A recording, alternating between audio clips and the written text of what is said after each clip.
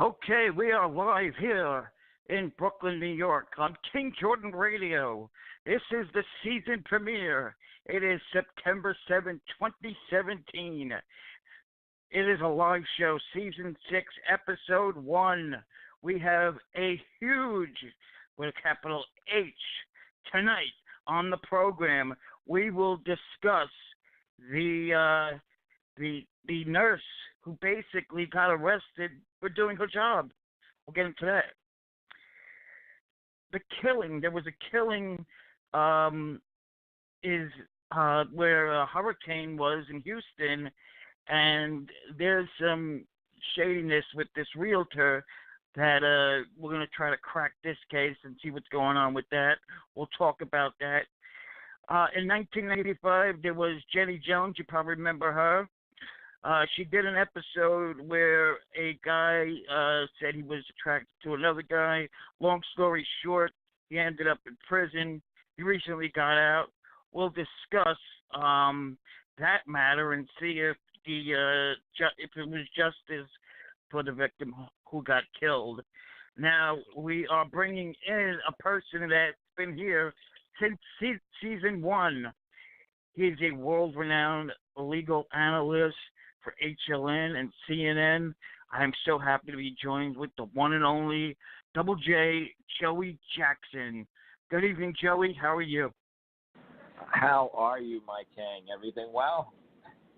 You hanging in? Everything's great. Yes. Fabulous. How was your summer? It was beautiful. I always like to say if I was any better, I'd be you, but not all of us can be that lucky. So I'm going to hang in and do the best that I possibly can. But it's a crazy world out here. So the summer was It's a crazy great, world. and it's a crazy world that gets crazier by the day. But we have great people in it trying to, do better. So we're going to keep doing our part. We're going to hope for the best. So that's about the extent of it. Definitely. It's nice to be on. Nice to be on with you tonight. Oh, absolutely. And I definitely want to give a shout-out to the people in Houston. It's such a tragedy. It's been on the news every day for the last couple of weeks. And we had it here in New York about 7 years ago, I think. We had something like that. So you know about these things, Joey. Yeah, less than that. It was about 5. It was Hurricane Sandy, but I don't know what's going on with the environment now, but it's crazy. Hurricane Irma and Harvey and now Florida. We just have to pray, Natural disasters are tough, but, people are resilient, and they're going to build, and they're going to be stronger, but we certainly pray for them, and we'll work with them to get things better. No question about it. And let's start with this story. It was caught on video. The nurse was basically doing what she was supposed to do. And here's the sound so the audience knows what the story is, and we'll get back and we'll give this discussion. That video was released by the nurse who says she was detained by police at the hospital where she works. The woman, who also happens to be a former Olympic athlete, says it was an unlawful arrest and that she wants the public to see what happened so it doesn't happen again. Sir, I had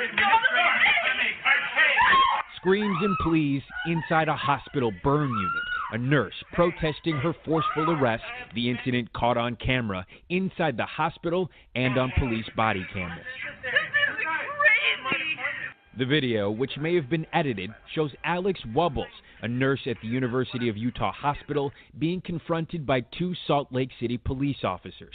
Wubbles says Detective Jeff Payne demanded a blood sample from a truck driver involved in a fiery crash by another car fleeing police in late July. The truck driver was severely burned and unconscious.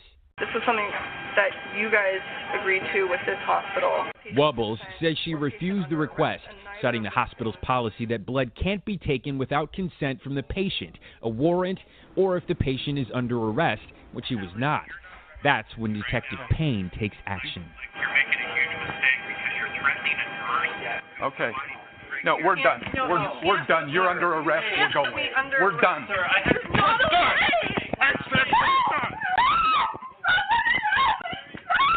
Said we're done. Said we're done. Hey. You're assaulting me! Stop! Stop! I've done nothing wrong! I have administrative. I'll hold your phone. I've done nothing wrong! In a written report obtained by the Salt Lake City Tribune, the detective says he needed the blood sample to determine whether the patient had illicit substances in his system at the time of the crash. Detective Payne says he arrested her for interfering with an investigation. According to Wubbles, she was detained for about 20 minutes in a police car outside the hospital before being released. The only job I have as a nurse is to keep my patients safe. A blood draw is not, it just gets thrown around there like it's some simple thing, but blood is your blood. That's your property. It was alarming. Immediately after seeing the video, they started an internal affairs investigation to look into what happened. We also looked at our policies and procedures to see if maybe there was something that needed to be done. Wubbles is also a two-time Olympic alpine skier who says the strength she learned from competing is getting her through the ordeal. This was not peaceful. This was not even civil. So at the very least, there needs to be some significant discussion about what their duties are to our society. NBC News reached out to Detective Payne for comment. Okay, Joey, you did see the video, and it looked horrible. I saw you commenting on it on HLN, but what is your take here on this matter? I mean, it's appalling in a word. It's just appalling and horrifying. You know, you're doing your job, and for doing your job, you're subjected to arrest and intimidation, and it's really problematic when you have officers behaving that way. And so I was horrified by it. I couldn't even begin to think about her emotions or her feelings. She stated her basis upon which she wasn't going to, allow them to get the blood. They didn't have a warrant. The patient didn't consent. The patient wasn't under arrest. And so you gotta believe that officers need to be better trained and exercise better judgment. And it's not only the officer who subjected her to arrest, but it's that officer's lieutenant who authorized it. And I think, certainly that needs to be looked into so that instances like this don't happen again. I'm just appalled by what occurred. It should never have happened in a civilized society. And certainly she should pursue any and all civil remedies that she possibly can against them. And that's my view on it. Simple. Yeah, you mentioned civil on the HLN, and let me ask you: is there any link to a criminal case? Can one be prosecuted?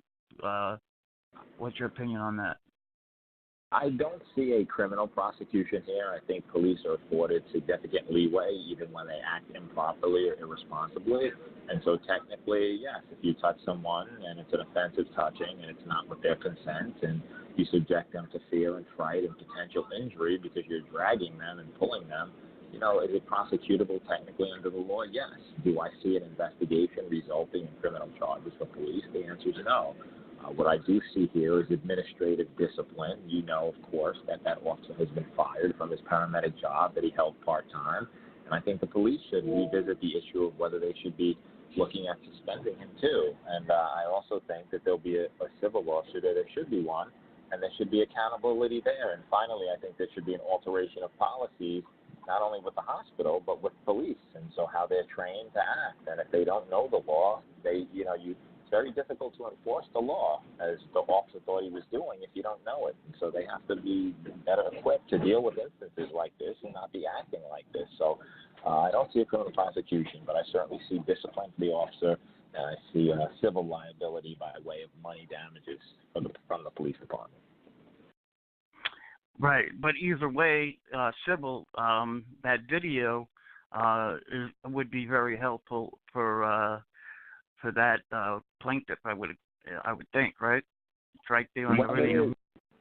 It is, because it tells the story, and of course this happened in July, and no one knew and they heard. But when the video was released, videos are relatable. Juries can relate to videos, and one of the things about civil lawsuits is that it subjects people to punitive damages, and that in English means that juries punish people for behavior like this. And when you see something like this, it's horrifying. Think about whether that happened to, your mother, whether it happened to your sister, whether it happened to your daughter. I think people could say, hey, heck no, we have to take a stand against it. And so I think the video speaks volumes, and that's why she'll prevail, if she did sue. No question about it. Okay, about 23 years ago, all the hot TV shows were out. terrible incident happened on the Jenny Jones show back in '95. Here is the story, and then we'll talk on it. Want you now to meet Donna and Scott. Now, Donna has been helping Scott pursue his secret crush on John. Jenny Jones was one of many daytime talk show hosts in the 90s that had viewers tuning in to watch ordinary people reveal their deepest, darkest secrets. But one of those revelations would turn deadly. Man, my sister, I think I just got a man. Okay, calm down, okay? Okay, why did you do that? In 1995, The Jenny Jones Show taped an episode on secret admirers. 32-year-old Scott Amador revealed he had a crush on an acquaintance, 24-year-old Jonathan Schmitz. The show brought the two together to see if there was a love connection. Well, guess what? It's Scott that has the crush on you. You lied to me. The audience erupted in excitement, and a surprised Schmitz, while caught off guard, seemed to find humor in the moment. Did you have any idea that he liked you this much? No, I did not. Could you tell us what your status is? I mean, you involved with anybody, or? No, but I am definitely heterosexual, I guess you could say. But the laughter faded 3 days later. Last Thursday, 32-year-old Scott Amador was killed after receiving 2 shotgun blasts to the chest. The alleged perpetrator of this vicious crime was an acquaintance of his, 24-year-old Jonathan Schmitz. Schmitz called 911 to turn himself in after he showed up at Amador's home and shot him to death.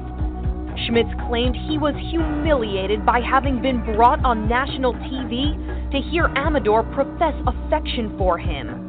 The feelings, he said, were not mutual. He said, he's gay, but I'm not. He said, he wouldn't leave me alone, that's why I did it. He said, I went on the Jenny Jones show. I didn't know it was a guy, that's why I killed him. But the trial also called into question the ethics of tabloid talk shows, which were in their prime. Critics claimed their so-called deceptive practices and sensationalized style were to blame for this tragedy. The Jenny Jones show ambushed this defendant with humiliation, and in retaliation, this defendant ambushed the victim with a shotgun. This is a renegade business. These are irresponsible people. These are people beholden, answerable to no one. The show never aired the Amador Schmitz episode, and Jenny Jones appealed to the public not to place blame on anyone but the shooter.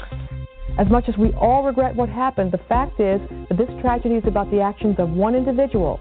But Scott Amador's family took the show to task, suing for negligence.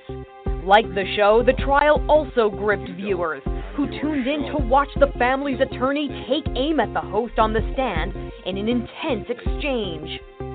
You used him as a source of entertainment, having no idea what his emotions would be for other people, didn't you? No, that's not the way I see it. I don't use people on the show. That's my understanding you have reached a verdict. Is that correct? Yes, we have, Your Honor. Was the defendant's negligence a proximate cause of injuries or damage to the plaintiff? How do you answer, yes or no? Yes. The Jenny Jones Show was ordered to pay the Amador family $25 million, but the decision was overturned by the Court of Appeals. Jonathan Schmitz was convicted of second-degree murder and sentenced to 25 to 50 years in prison. After serving just more than 20 years behind bars, he was granted parole. Schmitz walked out of prison this week. The Jenny Jones Show ran until 2003 for well over 1,000 episodes, but its most famous episode was one that never made it to air. For InsideEdition.com, I'm Mara Montalbano. Joey Jackson, what do you make of this story? Do you side with the Jenny Jones Show, or do you side with the release? And do you think there was justice for the victim of the show? Well, it's a wonderful question, and there's really a couple of questions there in one. The first is in terms of the show. You know, listen, shows are what they are, and, you know, is it something that they were exploiting an individual? It appeared so.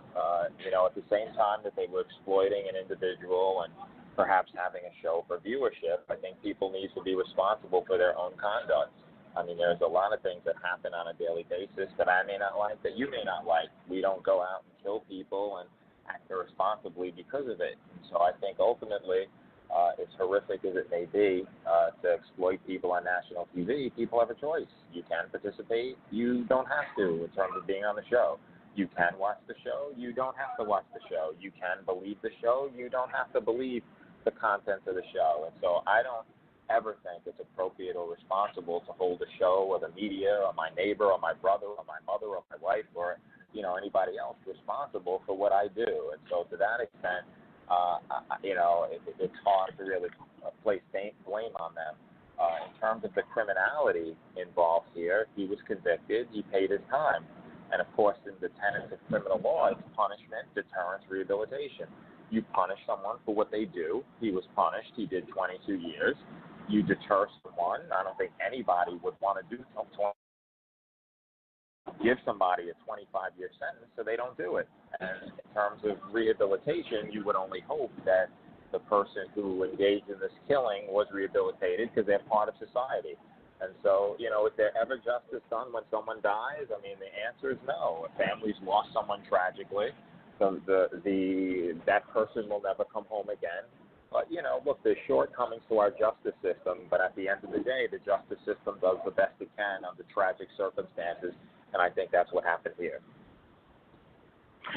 Right, but if you are the family of the victim, if it haven't happened to you personally, I guess you don't know what that mother or father is going through, and maybe just putting the person that was responsible for taking her son away, that gives her something to think about, I agree with that. I think that victims endure a lot. They endure a lot of tragedy. They endure a lot of stress, of anxiety, of scorn, of depression. It has to be a horrific thing to have someone taken from you. I think the criminal justice system did what it could to resolve it because he was put in jail for 22 years. And I think that also the family took the show to account. And, of course, as we heard, there was a civil verdict rendered against the show that was later overturned. The case settled and resolved for a lot less than $25 million. But, this is our criminal justice system. And when things happen that are wrong, whether it be civilly in terms of compensating people or criminally in terms of putting people in jail, the system does the best it can. And you're always sorry, and it breaks your heart and tears your heart out to hear about these things. But, ultimately the system resolves it in the most fairest, just, appropriate way that it could, and I think that's what happened here. No question. Okay, let's get into this next story. It was an aspiring pastor who is accused of murder, but sort of admits it. It was a dream, he said, but he is saying that cough syrup is what basically caused him to kill somebody. I mean, I've taken cough syrup, and I never even went in that direction. What do you make of this story? Thank God. Right. I think it's a very creative defense, and why do you the cough syrup is because what that does, whenever you're charged with murder is what we call an act of intention, right? You have to establish that the person acted intentionally. And anything or any evidence you could introduce that goes to establish that there was no intent and it happened in a way that you had no idea, as in it was cough syrup and, oh, my God, I just woke up and she was dead and she was stabbed, that, in fancy lawyer terms, negates intent, meaning it establishes that there was no intent. So as a result of that, that's why that defense is something that's very unique. Now, what I think the defense, the best hope that they have is to establish that, listen, he did black out, and as a result of that, he may have been responsible for the murder, but he did not have the requisite mind and mental state as in intending to do it. So I believe that in this case, motivation is going to be important, meaning they're going to look at the relationship. Did they have a rocky relationship? Was there a life insurance policy? Did he want a divorce? Did he have a girlfriend? Was there a reason he wanted her dead? If so, that defense falls on its face. If not, and he otherwise loved her, cared for her, supported her, cherished her, and there's no evidence to suggest that he wanted her dead, then you might have to say, well, heck, there may be something to the fact that the cough syrup may have done it. So it's going to be interesting to see what occurs here. Yeah, I mean, is it possible that they could find him in a lesser count with this cough syrup defense? I guess you hit would the nail depend right on the on the prosecutor. head, Dane. You hit the nail right on the head, because that's where they're attempting to do, is to establish that it's something less than murder, and that's important because you get a lot less time if it's negligent homicide as opposed to it was murder. So that's the reason they're using the defense. Absolutely, and it's wild. Did you get a chance to hear the 911 call? And if so, what did you think of it? I listened to all of it, the whole of it, and I thought even though they altered the 911 tape in terms of the voices and everything else, but I mean, it's a full admission. Clearly it establishes that he says he did it. He woke up and she was stabbed. He believes he did it. He says why he did it. So that's very clear evidence as to who it was, but it doesn't establish why he may have done it, and that's where motives play such a critical role. What was that relationship? Did he want her dead? If so, why? And I think detectives will look into that. Yeah, it should be a very interesting trial. We'll definitely see how that goes.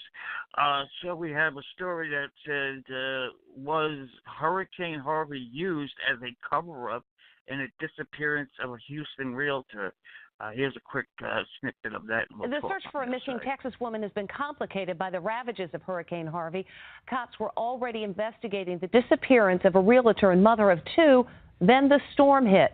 Now, as Les Trent reports, her family is even more desperate to learn her fate. This mom mysteriously vanished as the state of Texas was bracing for Hurricane Harvey. Now her loved ones fear she may have met with foul play. Do you think that somebody may have used this hurricane as cover for a crime? Yeah, I mean, that's definitely played out in my head that could be the scenario. Crystal McDowell is a successful realtor based in the Houston area. The Gulf Coast bracing for what officials are calling a life-threatening storm. As the hurricane bore down Thursday night, the 38-year-old divorcee wrote on Facebook, "Stay safe out there." The next morning, security cameras at her boyfriend's home caught her as she left, reportedly heading to her ex-husband's house to pick up their two kids. Happy birthday to you. Her plan was to drive inland to Dallas and wait out the storm. She sent me a text message about 5 or 10 minutes later saying, road conditions are good. But Crystal's ex-husband, Stephen McDowell, reportedly told police she never showed up at his house. Her boyfriend says he grew concerned when she didn't answer his texts. I started to get worried because the storm was coming in. I wanted to make sure she was okay. Relatives reported her missing on Saturday, just as Hurricane Harvey was wreaking havoc across the state. Her heartbroken uncle, Jeff Walters, raised her since she was 11 when she lost her parents. Our main objective is just to get Crystal back home. Crystal's Mercedes was found Tuesday in a flooded motel parking lot. The cops were here busting in doors to find out where this lady is. Cops do not believe Crystal lost her life due to Hurricane Harvey. She is not a victim of this storm. We feel very, very confident that she's not a victim of this storm. I think that there was probably some animosity between boyfriends and husbands, and the husband probably might think the boyfriend had something to do with it, the boyfriend might think the husband had something to do with it, which is exactly what we're faced with right now. Now her loved ones are thinking the unspeakable. Was Hurricane Harvey used as a smokescreen to cover up a terrible crime? Crystal's boyfriend tells us that he's innocent, that he's been helping police with the investigation. He also says he's never met Crystal's ex-husband and has no animosity toward him.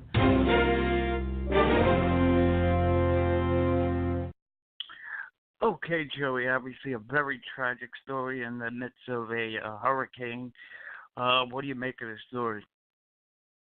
I don't buy the fact that the person used the hurricane as a means to cover up the murder. I think the person got lucky as a result and again, we don't know.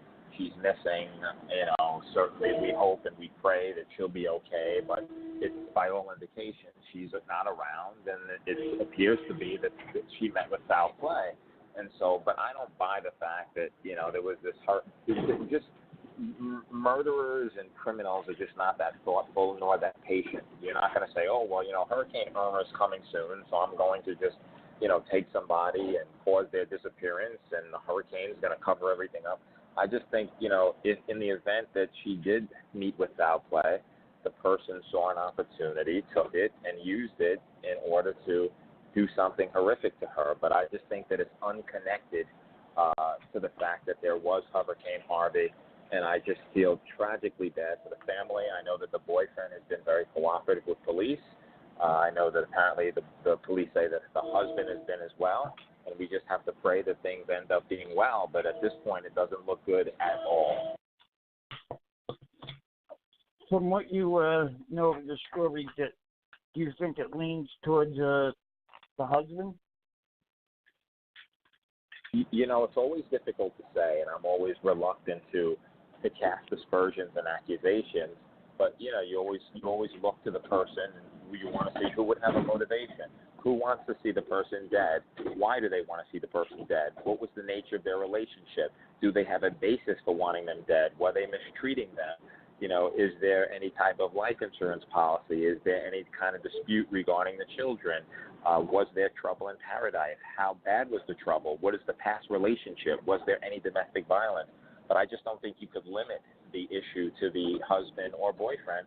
I think you have to cast a wider net and look on her social media, at her text messages, at her friendships, acquaintances, work environment, other fellow employees and colleagues, and see if anybody, might have wanted her dead, or any family members might have wanted her dead. And so I think that the police would be well advised, and not that they need any advice from me, but I think that they should not limit their search in that regard. I think they should cast a wider net and see who would be motivated to do something terrible to this wonderful woman.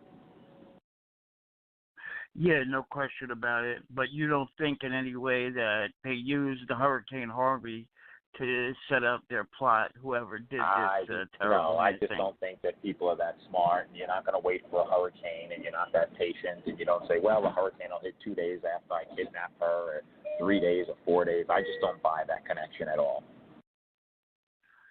Yeah, I mean, I would think that in 9/11, there would have been a lot of people supposedly doing that. If that was a motive for people to do that, I didn't hear of really any back in 9/11.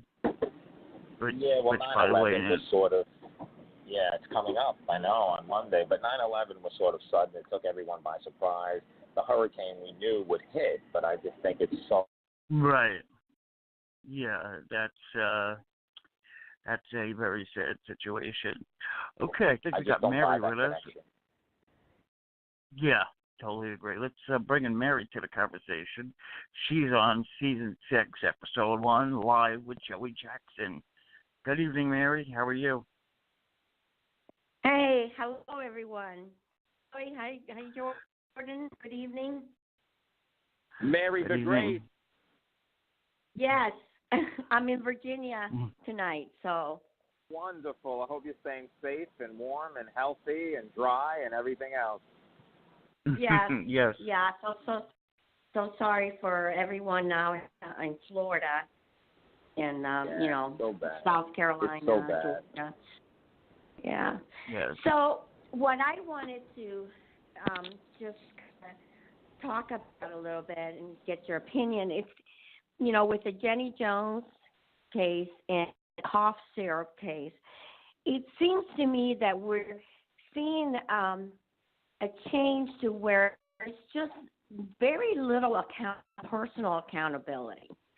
We seem to want to blame it on something else. It was the cough syrup that made me do it. It was the Jenny Jones that made me do it. Ultimately, the person decides whether they're going to commit murder or not. That's how I feel.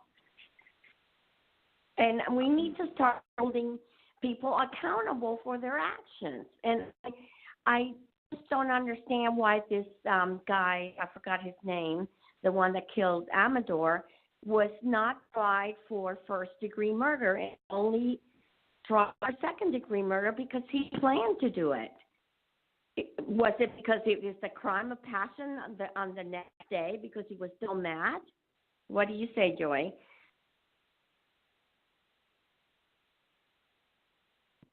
Joey? Hello? Yes, Mary.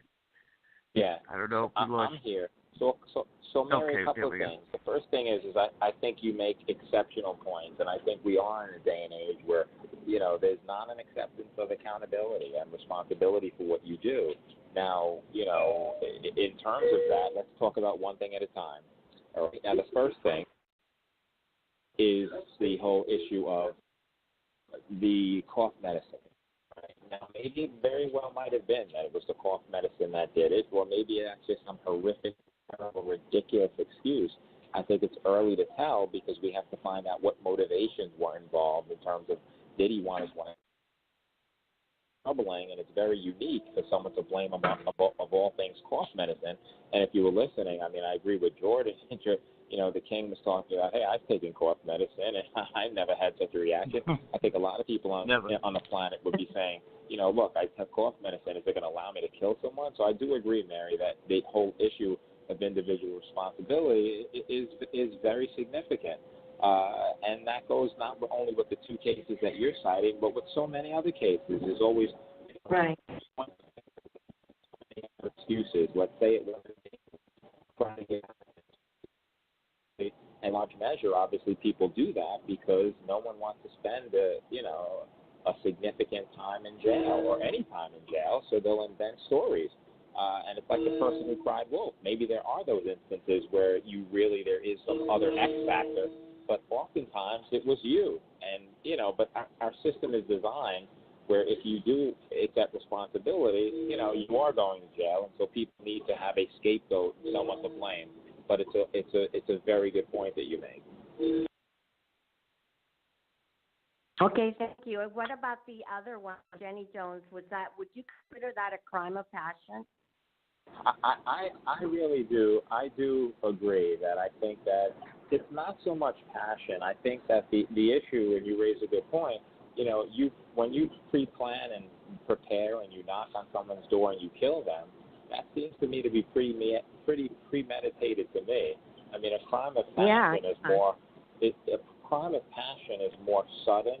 It's more arbitrary. It's more you get into an argument, you're heated, there's a dispute, there's some issue, there's some. It's not that you go and say, hey, you humiliated me, and therefore I'm going to kill you. And so I certainly agree that that's problematic, and that we are in a society where there's very little accountability, and people don't want to accept accountability because of the consequences. But, sometimes at the end of the day, you did it, and you just need to. And that's just how it goes. And so I do agree that these are great points you made.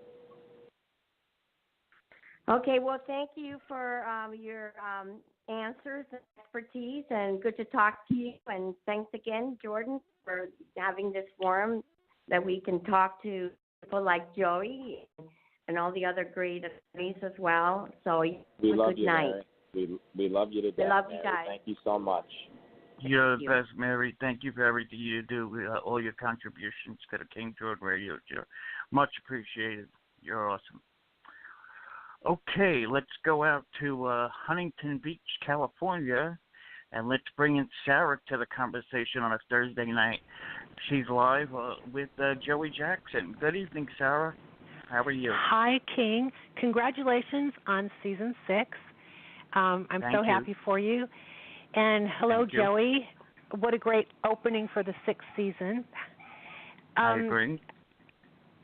Just wondering about the nurse that was arrested, or they tried to arrest her and everything. Joey, how long generally does it take to get a warrant in that circumstance? Well, first of all, let me say I'm so delighted to be speaking to you, Sarah. You are a true human being, a patriot, and just a wonderful and kind person. So thank you for calling. Oh, thank you. Thank you, Joey. Of course. Just the facts and nothing but the facts. Now, on the issue of a warrant, generally it takes a matter of hours. So it's not that onerous of a thing to do. It really is not that problematic. It's not that strenuous. It's not that big of an issue. You get a warrant. Within hours, you come back, you hand it in, and you're good. So why they didn't do that in this case boggles my mind. It's not like you have to wait days and weeks.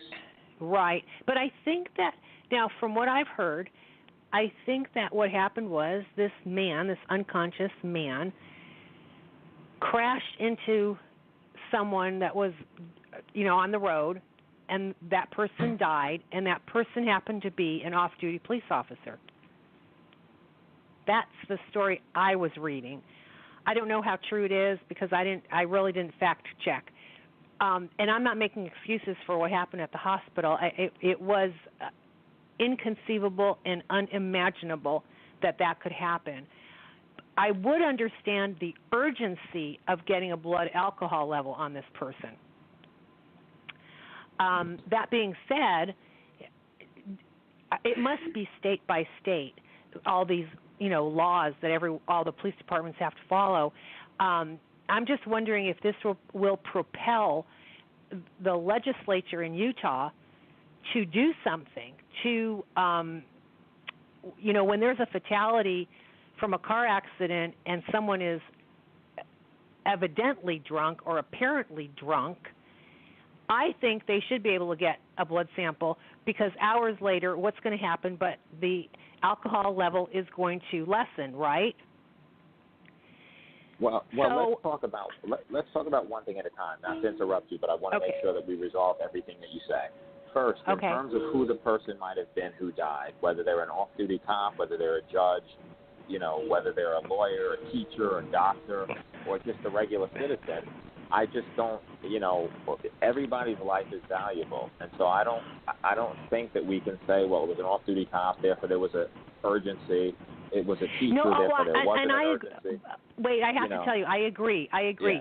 But I'm thinking that the officers had more emotion than they would normally have.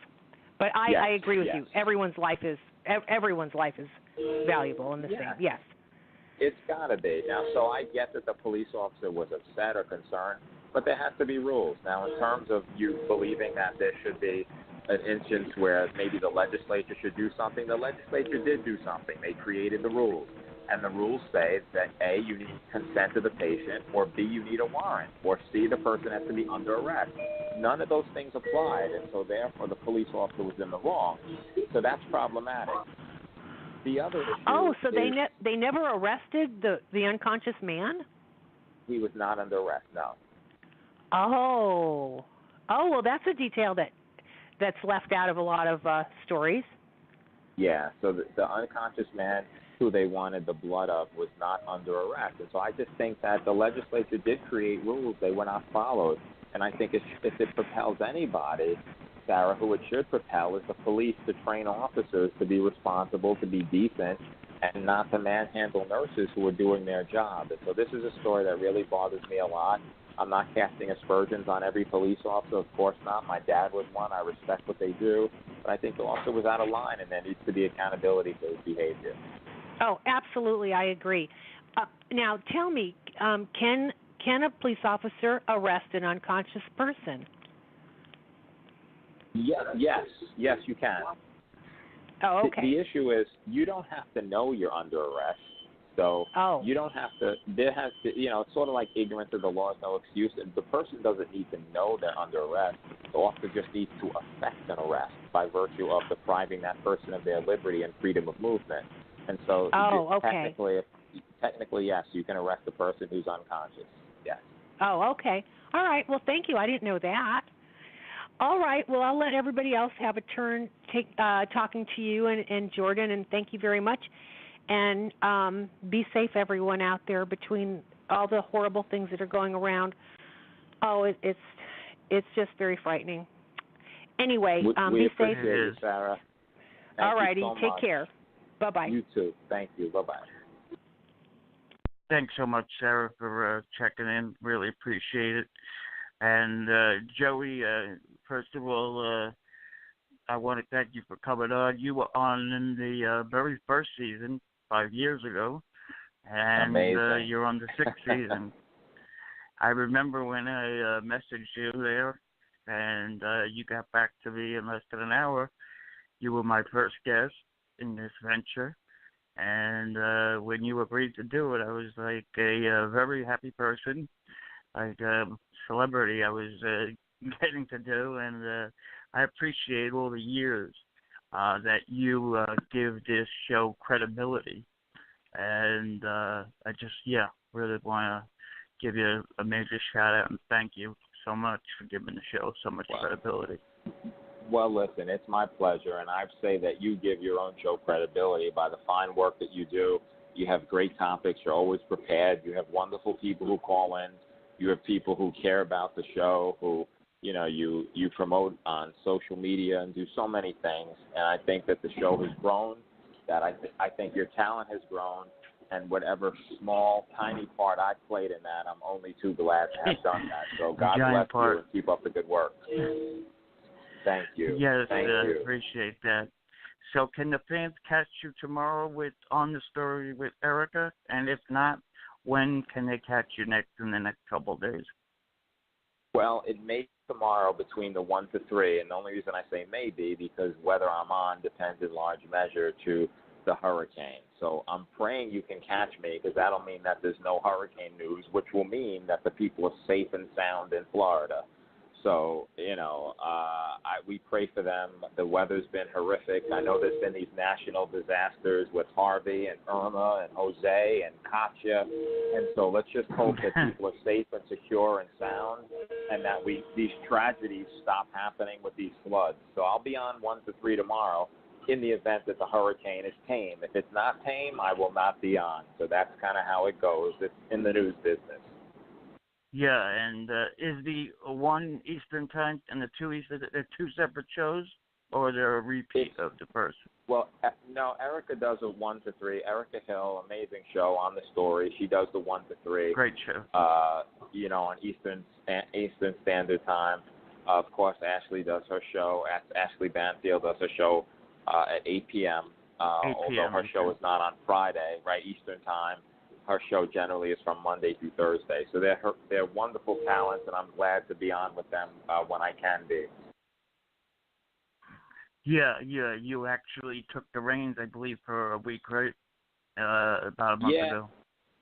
Yeah, I had the pleasure of filling in for her for 2 weeks, actually, in July into August. Yeah, and it was a lot of fun to do that, and a lot of receptive and good people, and I was glad to have the ability to fill in for Ashley, who's one of a kind and has a great show. So, we'll next time she's on vacation, we'll look forward to doing it again. But, her show is amazing, and she has a lot of great crime stories, and I only hope that it gets even more successful than it is now. Yes, and your kid, you posted a picture on your, I think it was Facebook. I guess he came back from college. Yes, he actually worked with me all summer, and we just brought him back to school. So he just got back a couple of weeks ago. He seems like a very good kid, and looks like you're doing a great job with him with everything he's doing. Thank you. He's a good kid. He's working hard. He's trying hard, and that's the best we can do. But so far, so good, King. That's right. If you work hard, there's really nothing that could stop you, I guess, right? Amen to that. Amen. Thank you so much, Joey. We'll speak to you soon. Have a great weekend, and all the best. God bless, my good man. Keep up the wonderful work. Glad to be on with you. Have a great night, okay? Take care. Thank you so much. Okay, ladies and gentlemen, that was the wonderful, great Joey Jackson. I'll catch him 1 Eastern tomorrow between 1 and 3 Eastern on HLN. And I'll tell you, I was envisioning this season 6 to start off with Joey, and it turned out to be a wonderful show. You could listen to it back, obviously, and Joey is an amazing guest. I meant everything I said. So with that in mind, also we have a debut of Vinnie Politan next Thursday right here 9:30 Eastern Standard Time. Vinny Politiv, who you see on Court TV, HLN, and CNN, I guess is doing 11 Alive, and that's on the internet. So check that out next week. It should be a lot of fun. And, well, let's leave you with something I found very interesting with Jimmy Fallon. He talks a little bit about the hurricane and how he did a donation, and that's followed by a song from Pryor singing something really nice. Take a listen to this, and then we'll let you go. So.